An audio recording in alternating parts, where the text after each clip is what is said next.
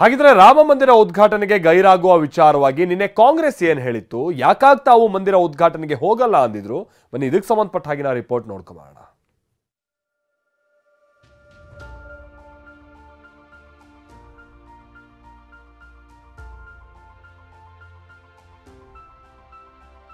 ರಾಮ ಮಂದಿರ ಉದ್ಘಾಟನಾ ಕಾರ್ಯಕ್ರಮದಿಂದ ಖರ್ಗೆ ಸೋನಿಯಾ ದೂರ. ರಾಮ ಮಂದಿರ ಉದ್ಘಾಟನೆ ಬಿಜೆಪಿ ಆರ್ಎಸ್ಎಸ್ ಕಾರ್ಯಕ್ರಮವೆಂದ ಕಾಂಗ್ರೆಸ್. ಅಯೋಧ್ಯೆಯ ರಾಮ ಜನ್ಮಭೂಮಿಯಲ್ಲಿ ಭವ್ಯ ರಾಮ ಮಂದಿರ ಎದ್ದು ನಿಂತಿದೆ. ಜನವರಿ 22ರಂದು ಶ್ರೀರಾಮಲಲ್ಲಾ ಪ್ರಾಣ ಪ್ರತಿಷ್ಠಾಪನಾ ಕಾರ್ಯಕ್ರಮ ನಡೆಯಲಿದೆ. ಪ್ರಧಾನಿ ನರೇಂದ್ರ ಮೋದಿ ಮಂದಿರದ ಉದ್ಘಾಟನೆ ಮಾಡಲಿದ್ದಾರೆ. ಆದರೆ ರಾಮ ಮಂದಿರ ಉದ್ಘಾಟನೆಗೆ ಹೋಗದಿರಲು ಕಾಂಗ್ರೆಸ್ ನಾಯಕರು ನಿರ್ಧರಿಸಿದ್ದಾರೆ. ರಾಮ ಮಂದಿರ ಉದ್ಘಾಟನಾ ಕಾರ್ಯಕ್ರಮ ಬಿಜೆಪಿ ಮತ್ತು ಆರ್ಎಸ್ಎಸ್ ಕಾರ್ಯಕ್ರಮವಾಗಿದೆ ಅಂತ ಕಾಂಗ್ರೆಸ್ ಆರೋಪಿಸಿದ್ದು, ಮಂದಿರ ಉದ್ಘಾಟನೆ ಆಹ್ವಾನವನ್ನ ಗೌರವಯುತವಾಗಿಯೇ ತಿರಸ್ಕರಿಸಿದೆ.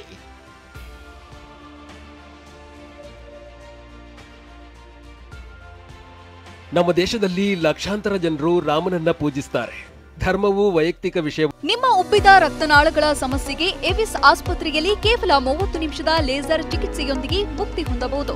ಹೆಚ್ಚಿನ ವಿವರಗಳಿಗಾಗಿ ಸಂಪರ್ಕಿಸಿ 80383700.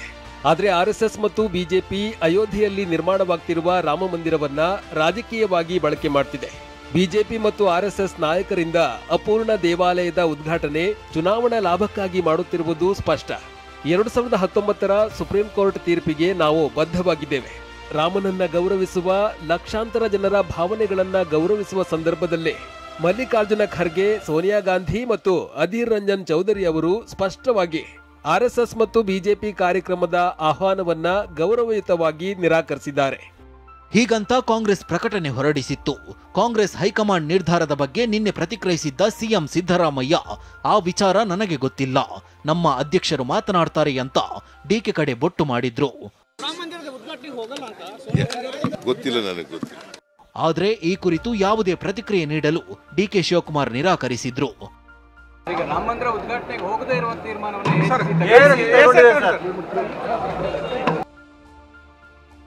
ಅಲ್ಪಸಂಖ್ಯಾತರ ಓಲೈಕೆಗಾಗಿ ನಿರ್ಧಾರ ತೆಗೆದುಕೊಂಡಿದ್ದಾರೆಂದ ಬಿಜೆಪಿ. ರಾಮ ಮಂದಿರ ಕಾರ್ಯಕ್ರಮದಿಂದ ದೂರ ಉಳಿಯಲು ಕಾಂಗ್ರೆಸ್ ತೆಗೆದುಕೊಂಡಿರೋ ನಿರ್ಧಾರದ ಬಗ್ಗೆ ಬಿಜೆಪಿ ಕಾಲೆಳೆದಿದೆ.